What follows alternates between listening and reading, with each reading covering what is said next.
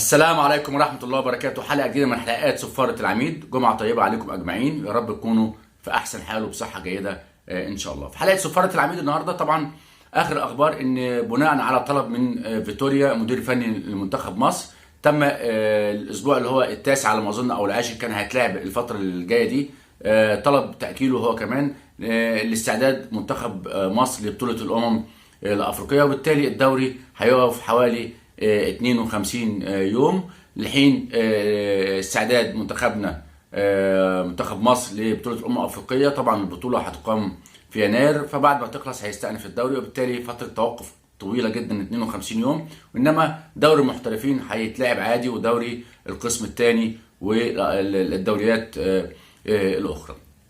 النهارده طالعين نتكلم في ثلاث مواضيع. أول موضوع قائمة الحكام اللي هتدير كأس السوبر المصري في الإمارات، وقائمة الحكام اللي هيشتركوا في بطولة الأمم الأفريقية، وفي نفس الوقت هنلقي نظرة على المعسكرات المقامة في التوقيت الحالي لحكام السي 2 والسي 3، وعمل اختبارات اللياقة البدنية واختبارات تثقيفية اللي هي بيقال عليها اختبارات اضطرابية. خليكم معانا ولكن بعد الفاصل.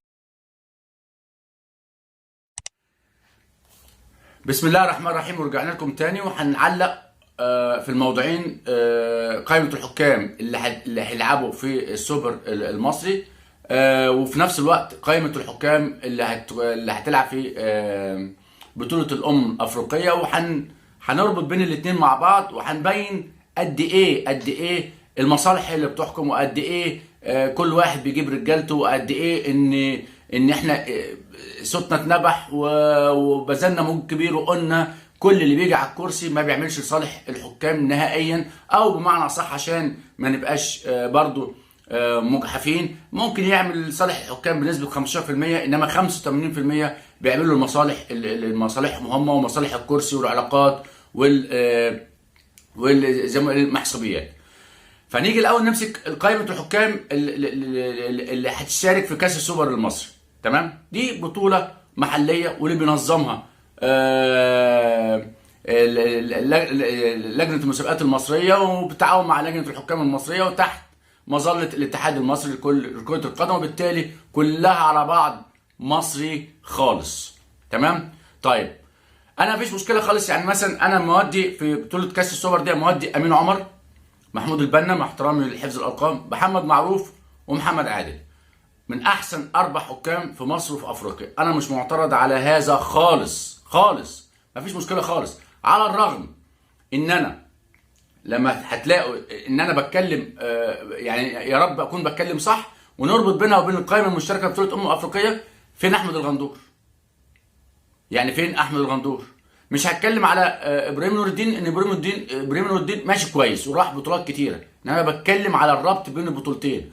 مفيش شك ان دول من احسن 4 حكام في مصر وفي افريقيا، فانا مش هتكلم عليهم، وخلاص تم اختيارهم لبطوله كاس السوبر المصري، على الرغم ان انا كنت خاصه انها مثلا الزمالك مش مشترك في البطوله دي، مفيش غير الاهلي. احنا عارفين ان اي حد من القطبين بيغيب على اي بطوله بتفقد نص قوتها، فبالتالي انا كان ايه المشكله عندي لما ابعت 3 حكام او مثلا من الحكام الكبار زي او حكمين الحكام الكبار، وابعت معاهم حكمين تانيين، يعني مثلا اودي مثلا احمد الغندور، اودي مثلا حكم من الحكام اللي هم بعدهم للمستقبل للدخول للقائمه الدوليه، ادخله في بطوله زي ديت، وخاصه ان في 3 فرق على ما اظن متهيألي بيراميدز ومش عارف كان يعني 3 فرق عاديين، يعني مش بنفس القوه بتاعه نادي الزمالك او احد قطبي الكره المصريه. ما علينا انوي، يعني زي ما انا بتكلم مفيش مشكله، خلاص خدنا 4 حكام. نيجي بقى اتكلم على المساعدين برضو انا مش هتكلم فيها، لان واخدين المساعدين عندنا احمد حسام طه وسامي هلهل ويوسف البساطي وهنا عبد الفتاح واحمد توفيق طلب وسمير جمال ووائل شعبان.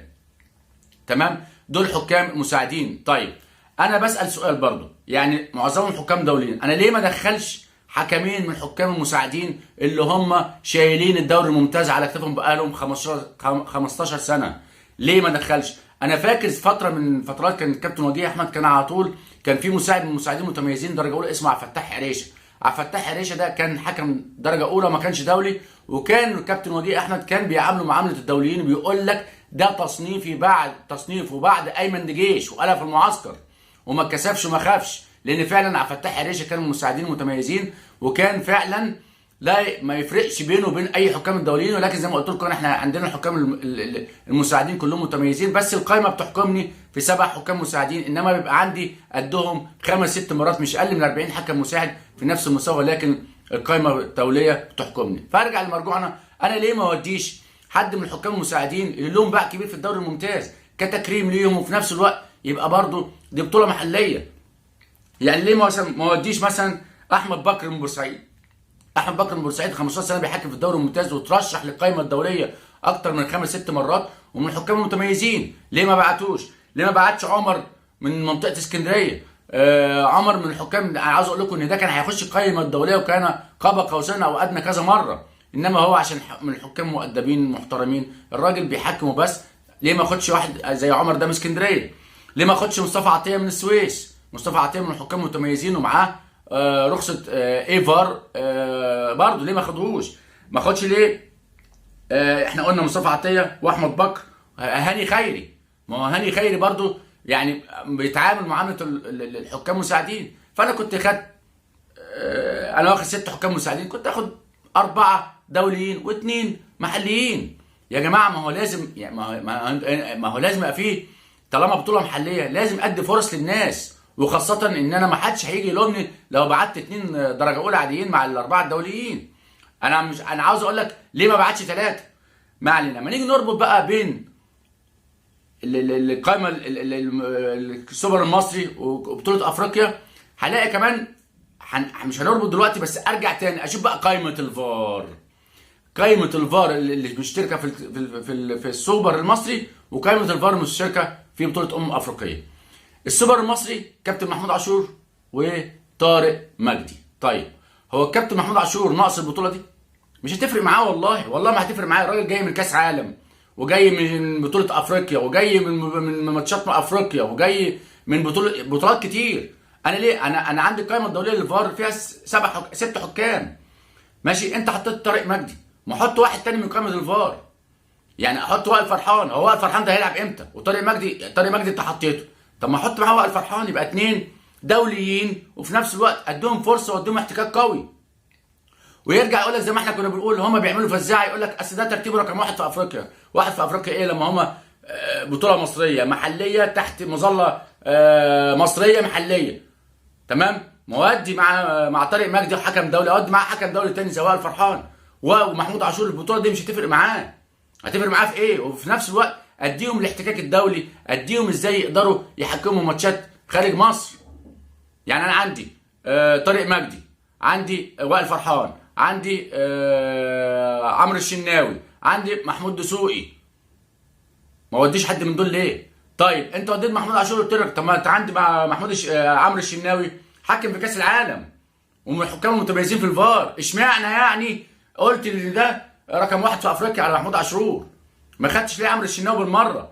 اهو برضه راجل حكم في كاس العالم مع محمد معروف اللي هو حكام الساحه، انما هو مش على الهوا، مش على او معنى صح الراجل مش هيتكلم، جاي من كاس عالم مش. طب ما محمود عاشور مش هيتكلم، والله محمود عاشور ما هيتكلم لو انت ما ودوش كاس السوبر. ما الوائل فرحان ده هيلعب امتى؟ وطارق مجدي هيلعب امتى؟ لما بياخدوش دوري، ما بياخدوش في بطوله افريقيا، ولا بياخدوا في الماتشات حتى السوبر المصري بيكون في الامارات، ولا هياخدوا امتى؟ وترجع تقول لي اصل الاتحاد الافريقي مصنف. لا، انا اقف للاتحاد الافريقي اقول له يا كابتن انا عندي حكام دوليه لازم يلعبوا. مع احترامي الكابتن محمود عاشور ربنا يوفقه الكلام ده كله، بس برضه ما ينفعش الراجل 47 سنه ولا 48 سنه وانا عندي حكام هيلعبوا امتى؟ نرجع بقى نربط بينها وبين، عشان اقول لكم الدنيا ماشيه مصالح ازاي ومحسوبات ازاي، نرجع بقى نربط بينها وبين الحكام المشتركين في بطوله افريقيا. هنلاقي عندنا في بطوله افريقيا برضو محمد عادل ماشي، وامين عمر ومحمد معروف ومحمود البنا. لا ده حكام ساحه، حكام ساحه تاني.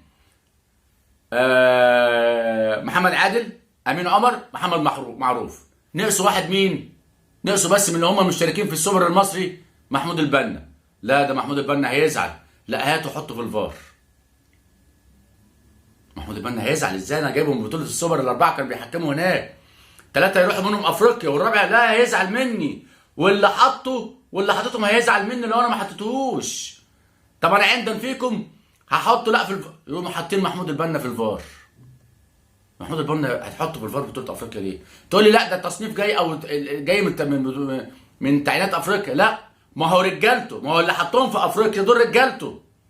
كابتن عصام دول رجالته. الحكام دي رجالته. مش هاخد الا رجالته، مش هاخد حد تاني. مش هلمع حد تاني. عشان لما يجي يكلمه يقول لك دول عصام عبد الفتاح. كابتن عصام هو الفضل كان ليهم، هو اللي مطلعهم، هو احسن حكم في افريقيا فار واحسن حكم في افريقيا مش عارف ايه. فمحمود البنا ما ينفعش ياخد اكتر من 3 حكام ساحه من مصر. طب محمود البنا هيزعل وهو من منطقه معينه غاليه عند كابتن عصام. تعالى حطه فار واقضي على مين؟ اقضي على حكام الدوليين الفار اللي عندك. اقضي بقى، خليهم بقى كومبارس ولا لهم لازمه، يعلقوا الشاره بس زي وائل فرحان زي طارق مجدي زي محمود دسوقي طب عمرو الشناوي راح كاس عالم. عمرو الشناوي راح كاس عالم. احطه في الفار مع محمود عاشور ولا احط محمود البنا؟ لا احط محمود البنا. اصل محمود البنا هيزعل وولي النعم هيزعل والكابتن عصام دول رجالته مش هيزعلهم. هنا بقى دور بقى نائب رئيس اللجنه. محدش يقول لي بريرة لا، نائب رئيس اللجنه لان الراجل في المطبخ الراجل مصري. كابتن محمد فاروق لازم يبقى ليك تدخل. ما تقولش للاتحاد لا يا كابتن عصام وانت علاقتك بحلوه بالكابتن عصام. هنا تبادل المصالح. هل في تبادل مصالح؟ انتوا احكموا انا مش هحكم. لا ما زعلش الكابتن عصام مني. اللي هو هيقول عليه مشيهوله. ما اقدرش اقول له لا فين فلان معلش يعني فلان ده لازم يتحط. فلان ده خد فرص كتير. احنا عايزين ندي فرص لدول. لا انا بص لقدام. بعد ما يسيب الكرسي المصري المحلي انا عاوز كرسي افريقي. عاوز منصب افريقي. واللي يزعل انا بتكلم بصراحه. والله العظيم ما حد بيعمل لصالح الحكام. اقسم بالله 15% لصالح التحكيم المصري و85% للمصالح الشخصيه. انا يبقى واحد راح كاس عالم زي عمرو الشناوي ما حطوش في بطوله افريقيا واحط الكابتن محمود البنا عشان ما تحط الساحه هيزعل. امال طارق مجدي هيشتغل امتى؟ والوائل فرحان هيشتغل امتى؟ طب وائل فرحان احسن حكم فار في مصر وافريقيا. واقسم بالله وبشهاده الجميع وراجعوا الفيديوهات راجعوا ماتشات وائل فرحان والكابتن محمود عاشور. مع احترام الكابتن محمود عاشور قيمه كبيره. انا بتكلم على هتلاقي ان وائل فرحان تدخلاته في الفار كلها بنسبه 99% صحيحه. محمود عاشور هتلاقيه 85%. يبقى مين الاعلى؟ وائل فرحان. انما مش من رجاله الناس دول، مش تبع ناس تانية. لا احنا مش عايزين دول الناس بتوعنا. دول الناس لما الفضل هيبقى لينا في الاخر اللي احنا طلعناهم. فعرفتوا الربط ازاي بين بطوله السوبر المصري وبين بطوله افريقيا؟ محمود البنا نزل بس من الساحه. خدنا 3 بس من المشاركين في بطوله الامارات. طب محمود البنا هيزعل. لا حطه فار. طب التانيين يا عم دول كومبارس. وائل فرحان كومبارس. طارق مجدي من كومبارس. عمرو الشناوي اللي راح كاس عالم كومبارس. محمود دسوقي كومبارس. مش عارف مين الله اعلم مين فار تاني في القائمه الدوليه يعني مش متذكر. كومبارس. فكله بيعمل مصالحه ارضاء للكابتن عصام. والكابتن عصام ما بيجيبش الا رجالته. وانا ما اقدرش اتكلم مع الكابتن عصام ما يزعلش. ليه ما يزعلش؟ عشان انا لما اسيب الكرسي المحلي اخد كرسي او منصب في الاتحاد الافريقي. كله بيدور على مصالحه. نداء للكابتن محمد فاروق. العدل اللي انت طلعت في احدى البرامج بكيت بسبب الظلم لما كانوا عايزين يشيلوك بالقائمه الدوليه.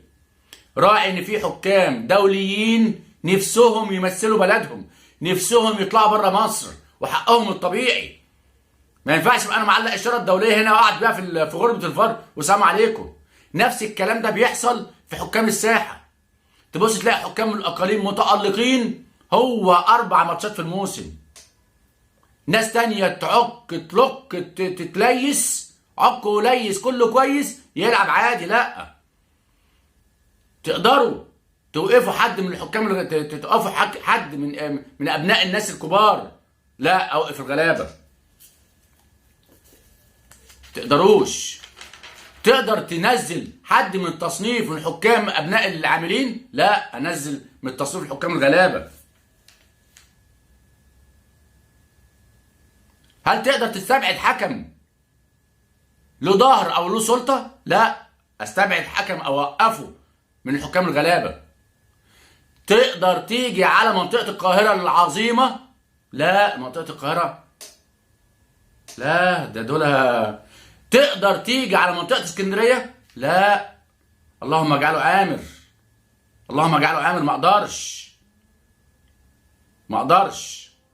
انما اجي على الحكام الغلابه، اجي على مناطق الغلابه، اجي على الاقاليم. يا كينج، يا اللي انت دقت مرارة الظلم.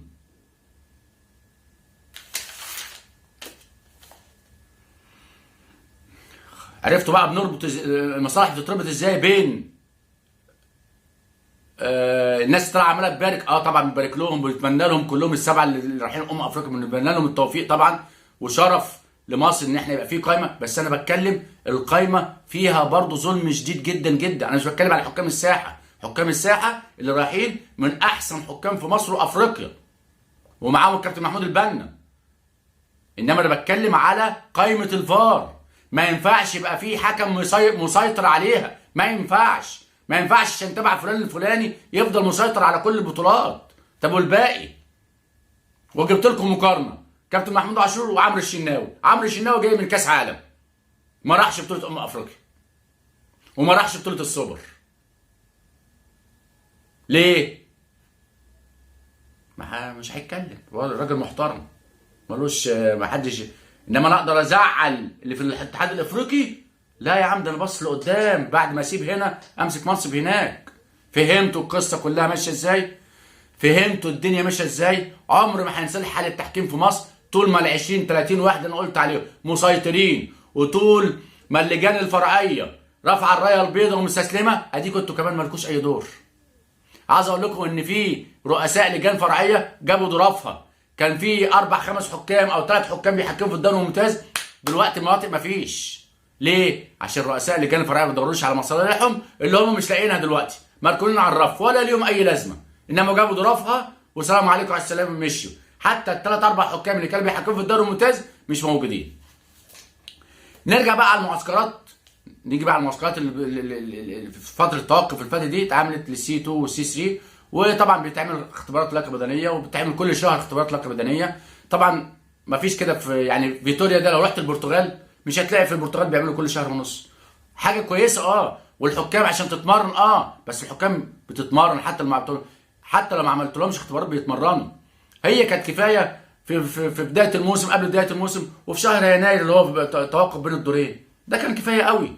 مفيش في اوروبا حكام بتحكم كل شهر ونص واسمهم حكام محترفين، يعني متفرغين، يعني جايبين لهم مدرب مخصوص، متفرغين ما بيشتغلوش غير تحكيم، انما بيقبضوا مرتبات. انما احنا حكامنا غلابه، اللي بيتمرن بالليل الساعه 12 بالليل، وبيتمرن بعد الفجر، وبيتمرن ساعه المغرب، بس بيتمرنوا. فما ينفعش كل شهر ونص. ما علينا، الحمد لله الحكام كلها اثبتت كفاءتها في اختبارات اللياقه البدنيه، وكله بيعمل العلامه الكامله 13 لفه، ودي حاجه تحسب للمدرب اللي ماسك اللياقه البدنيه كابتن محمد ابو خاطر، عامل شغل عالمي. مفيش، انا مش هتكلم على كده. انا بقول واحد من الناس بيقول لا لازم الحكام تتمرن الموسم كله، بس انا اتمرن الموسم كله على 7 ماتشات بالكتير قوي او 6 ماتشات، ما حاجه برضو لا تعقل.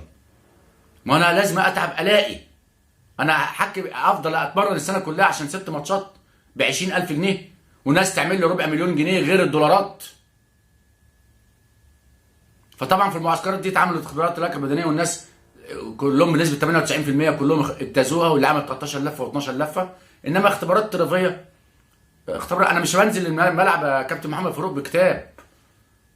يعني انت ما بتجيبليش سؤال في الملعب بقف اجاوبه، انا صفاره وقرار فني.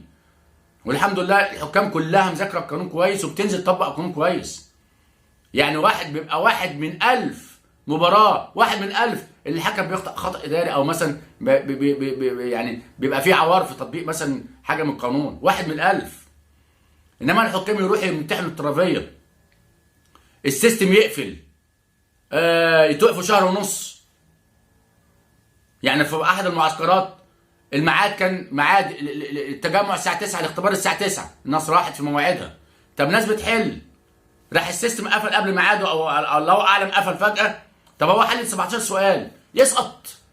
طب خد ال 17 سؤال. طب ما في ناس ممكن تبقى حل ال 20 سؤال فيهم مثلا 6 صح والباقي كله غلط.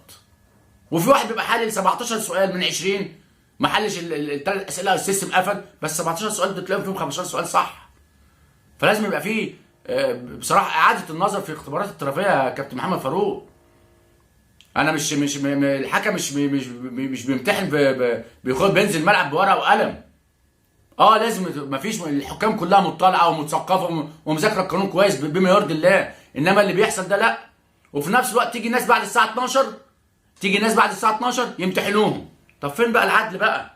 انا ملتزم وجاي من بعيد وجاي مسافر الفجر عشان اجي الحق الامتحان الساعه 9 وتقفل عليا السيستم وتسقطني وتوقفني شهر ونص، وناس تاني تيجي بعد صلاه الجمعه تعمل لهم اختبارات.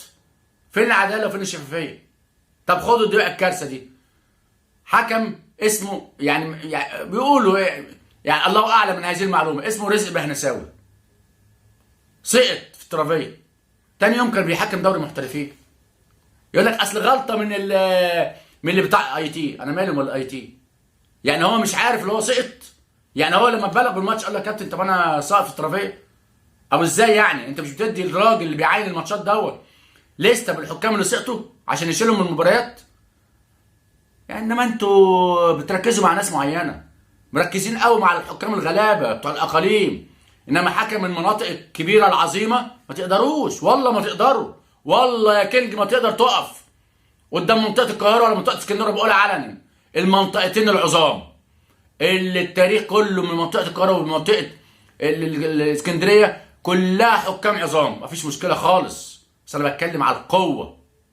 انت بتعمل حساب للقوه حتى لو اخطاوا، حتى لو فيهم عوار. يعني حكم زي من الصعيد زي عصام بكر، زي عماد عطا. عماد عطا ده بيحكم في الممتاز به من هو عنده 26 سنه. يلاقي نفسه مش في التصنيف، ويلاقي نفسه بيحكم ما بيحكمش الا 4 5 ماتشات في الموسم، والراجل عامل 13 لفه زي اصغر حكم. مين يقول كده؟ مين يقول ان حكام مخضرمين؟ المفترض اللي هم طموحهم يلعبوا في الدوري الممتاز، بيلعبوا في الممتاز به، حتى مش في دوري المحترفين. رغم الكوارث اللي بتحصل في دوري المحترفين من حكام صغيرين، وسايب الحكام المخضرمين زي عماد عطا وزي عصام بكر وزي ناس كتيره قوي قوي اجحفتهم بالتصنيف. ما هو التصنيف من الاخر لم كل القرايب وكل المحسوبيات وكل الناس اللي ليها ظهر وحطوهم عشان عارفين ما حدش هيتكلم، والغلابه رموهم. خلاص بقى دول يلعبوا في اي حته، كل واحد بيدور على مصلحته داخل اللجنه. اللي راح دوره اتحاد شمال افريقيا وقريبه جوه اللجنه، طب ما تطلع واحد يا عم. انا ما شفتش واحد من الاقاليم، ما شفتش واحد من الاقاليم بيطلع اتحاد شمال افريقيا ولا اتحاد المنزله. اخر حاجه عشان نقفل، الناس اللي هم المساعدين اللي كانوا مقدمين التماس، اللي هم كانوا بيحكموا في الدوري الممتاز ب 15 سنه، ما لقوش نفسهم مصنفين زي احمد الكيال وزي محمود رضا من الدقهليه وزي ايهاب فخري وزي احمد شاهين. الناس دي قعدوا مع الناس وقالوا لهم هنجيب لكم حقكم، لا وهنراعي وي تليفوناتهم اتقفلت، ما بيردوش على التليفونات، والحكام قاعده في البيت وعاملين يحاسبينوا عليكم. تمام؟ وانا بقول لكم انتوا ظلمتوا الناس ديت، راعوا ربنا في الناس دي. ما ينفعش. انا بقول لك انت كنائب او عضو لجنه رئيسيه ينفع تتشال من اللجنه؟ يقول لك انت هتمسك لجنه فرعيه؟ هتقول لا طبعا. طب ينفع انت بقى حطها مكانك، تبقى انت كنت حكم دولي، تتشال من القائمه الدوليه ويصنفوك تلعب في الممتاز به؟ ترضى على نفسك؟ انا بتكلم كل اعضاء اللجنه، بتكلم احمد ساهر اللي اتظلم ومتشال من القائمه الدوليه، بتكلم على الكابتن احمد الجرحي اللي كان مجنبينه 7 8 سنين بعد ما بطل ولا حتى بياخدوا رايه في اي حاجه. بتكلم على الكابتن محمد فاروق الكينج اللي اتظلم لما كان عايزين يشيلوه من الاختبارات الدوليه وبكى في احد البرامج. انا بتكلم على الحكام اللي بقول لك عليها المساعدين، ايهاب فخري، احمد الكيال، احمد شاهين، محمود رضا، الناس اللي بتحكم في الدوري الممتاز من 15 سنه. ارجو ان انتوا ترجعوا لهم حقوقهم وترجعوا لهم تصريفهم من تاني. اسف للاطاله، اسف للانفعال، ولكن ده حال الكره المصريه وحال التحكيم المصري. فضلا وليس امرا، كل اللي بيتفرج عليا يعمل اشتراك في القناه ويفعل زر الجرس ليصلك كل جديد من سفاره الامين. شكرا والسلام عليكم ورحمه الله وبركاته.